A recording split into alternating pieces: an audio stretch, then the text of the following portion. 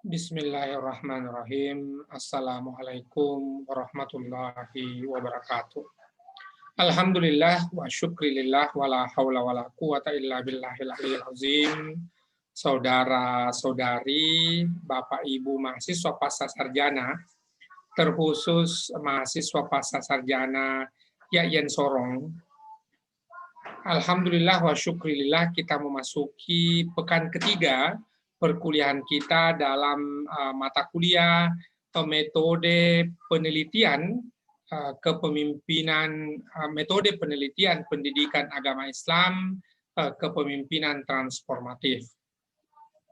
Di pekan yang ketiga ini saya ingin mengulangi terkait dengan taksonomi Bloom, di mana kemampuan ya mahasiswa diukur dengan kemampuannya dengan menggunakan kata-kata operasional yang kita kenal dengan taksonomi Bloom. Jadi seorang mahasiswa pasca sarjana sejatinya tidak lagi pada mengetahui atau memahami, tetapi kemudian menggunakan jenjang yang lebih tinggi, ya, menganalisis, mengkonstruksi. Jadi kita kenal dengan istilah HOTS, Higher Order Thinking Skill, kemampuan berpikir tingkat tinggi. Jadi dari 6 tingkatan taksonomi Bloom itu, maka kemudian 1 sampai 3 disebut dengan low order thinking skill, sementara 4, 5, dan 6 itu kemudian kita sebut dengan higher order thinking skill. Yang kedua adalah soal inovasi, di mana kemampuan inovasi ini tidak bisa dipelajari, tetapi dia diperoleh. Jadi kemampuan kita dalam beberapa hal itu hanya bisa belajar kemampuan-kemampuan, tetapi kemampuan inovasi sebagai kemampuan melampaui taksonomi Bloom itu sesungguhnya adalah dicapai sesuai dengan pengalaman-pengalaman belajar, lalu kemudian kemampuan kita untuk menggabungkan berbagai variabel-variabel terkait dengan itu semua. Oleh karenanya, di awal ini saya mengingatkan kepada saudara-saudari, Bapak Ibu, bahwa dalam menulis juga, dalam menuliskan karya ilmiah nantinya, tujuan-tujuan penulisan tidak lagi pada mengetahui atau memahami, tetapi kemudian menggunakan kata-kata operasional, ya, seperti mengidentifikasi, menganalisis, membandingkan, dan sebagainya. Jadi kata kuncinya adalah menggunakan kata operasional. Itu yang pertama. Yang kedua adalah kemampuan dan kemauan untuk membaca berbagai buku yang belum dituntaskan, atau membaca sekali lagi buku-buku yang sudah pernah dibaca ketika dulu di tingkatan sarjana, harus dilakukan sesering mungkin, ya, membaca dalam arti menguasai informasi-informasi yang dikemukakan.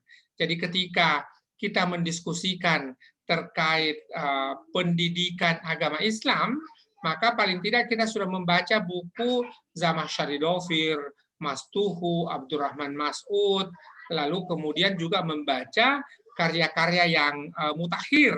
Tidak saja karya-karya yang awal yang menjadi karya-karya yang diterbitkan di awal seiring dengan perkembangan kajian pendidikan agama Islam di Indonesia, tetapi juga karya-karya yang mutakhir juga senantiasa kita dapatkan atau senantiasa kita baca. Itulah yang dalam pekan pertama saya sebut sebagai etos belajar. Kita harus punya etos belajar. Yang kedua, sebelum saya lanjutkan, Bapak, Ibu, Saudara, Saudari, tolong akan terkait dengan capaian pembelajaran, di mana kemudian dalam capaian pembelajaran itu setiap pekan Anda harus mengunggah bacaan buku. Ya, silahkan dilihat pada share screen berikut ini. Saya kemudian sudah membuat ya satu proyek di ResearchGate, ya, di mana kemudian di ResearchGate ini ada satu proyek dengan nama Metodologi Penelitian Pendidikan Agama Islam Kepemimpinan Transformatif yang sepenuhnya didedikasikan dalam kuliah semester ganjil kita 2020 dan 2021.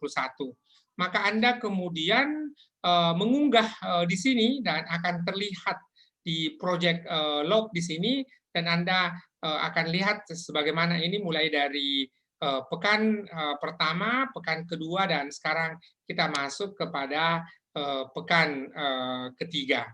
Ini terlihat di sini. Oleh karenanya, ketua kelas silahkan berkoordinasi dengan TIPD, ya, Pusat Teknologi Informasi dan Pangkalan Data di IAIN Sorong, untuk mendapatkan email sehingga kemudian bisa digunakan untuk membuat akun di ResearchGate ini. Saudara-saudari, Bapak Ibu, dengan demikian maka kita akan mendapatkan setiap pekan, ya, Anda itu ada satu bahan bacaan yang diunggah di sini sebagai unjuk kerja dari aktivitas perkuliahan kita. Saya akan stop share screen ini, lalu melanjutkan bahwa tadi saya kemukakan Anda harus membaca karya-karya yang awal dan juga karya-karya yang mutakhir. Walaupun ini bukan karya yang mutakhir, tetapi salah satu yang saya perlu kemukakan untuk Anda baca adalah buku Pendidikan Islam yang ditulis oleh Profesor Arzumardi Azra. Ini berjudul Pendidikan Islam, Tradisi dan Modernisasi di Tengah Tantangan Milenium Ketiga. Diterbitkan tahun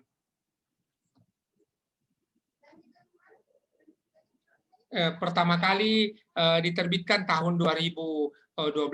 Anda baca buku ini untuk memperkaya bagaimana kemudian riset yang tentu tidak dilakukan dalam waktu yang singkat, tetapi dilaksanakan dalam waktu yang lama oleh Prof. Arzumardi Azra, lalu kemudian terhimpun menjadi buku.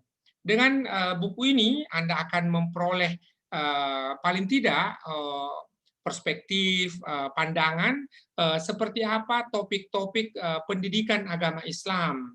Dan seperti yang saya sudah kemukakan di pekan pertama, bahwa pembelajaran kita sepenuhnya adalah pembelajaran yang multidisiplin, interdisiplin, dan transdisiplin. Soal ini nanti pada kesempatan berikutnya kita akan dipandu langsung oleh Prof. Amin Abdullah bagaimana terkait dengan mendiskusikan tadi multidisiplin, interdisiplin, dan transdisiplin itu untuk sebagai bahan pengayaan. Yang terakhir, Bapak Ibu Saudara Saudari, saya juga sudah mengemukakan pada pekan sebelumnya terkait bagaimana kita menggunakan Google Scholar atau Google Cendekia dalam mendapatkan literatur-literatur yang memungkinkan untuk memperkaya proses belajar kita, atau paling tidak menjawab pertanyaan di mana saya akan mendapatkan artikel-artikel atau di mana saya mendapatkan referensi untuk proses belajar dalam mata kuliah ini. Oleh karena itu, tadi saya mengantar di awal terkait dengan taksonomi Bloom, kemudian yang kedua adalah bagaimana kemudian memutakhirkan bacaan-bacaan kita, termasuk juga di dalamnya adalah membaca buku-buku babon yang sudah ada sebelumnya, sehingga kita melihat the picture of knowledge. Dan yang terakhir adalah bagaimana menggunakan perangkat-perangkat atau tools atau alat-alat yang memungkinkan untuk produktif. Demikian